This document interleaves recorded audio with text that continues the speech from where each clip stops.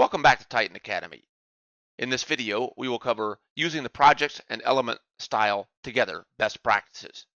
We will discuss the project style and element style as layers and which panel to use. In previous videos, we have spoken separately about the project style and element style panels. While each panel serves a different purpose, they are both equally important and should be used together to achieve the best results. The best way to understand how to combine the two is to visualize them as layers. The project style acts as a base layer, allowing you to quickly set up a common style for each type of element in the project.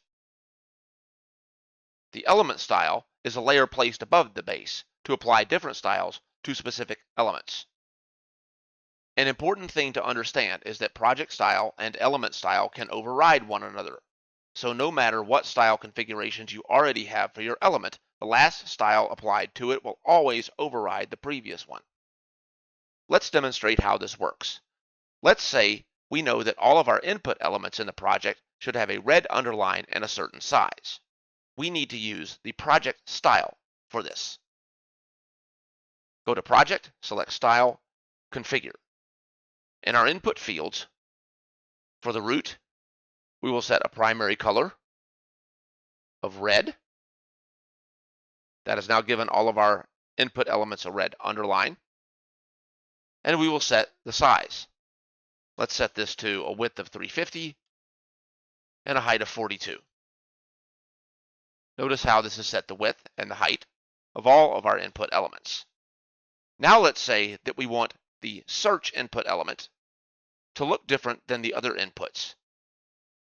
But this style should affect all of the search elements in the project. So let's say I have a search element on my home page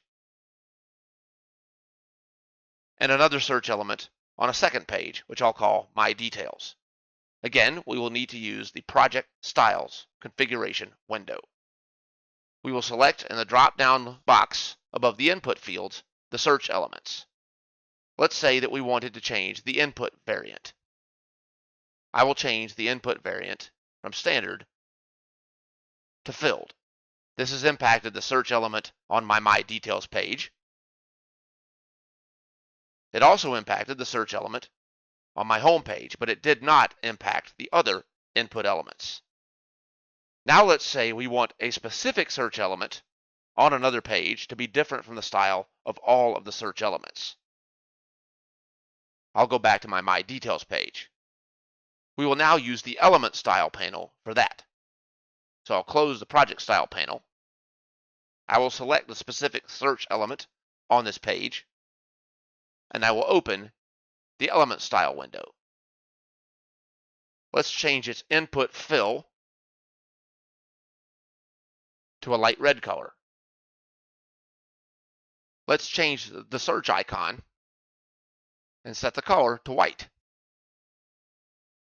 We have now set individual styles for this search element on my Details page.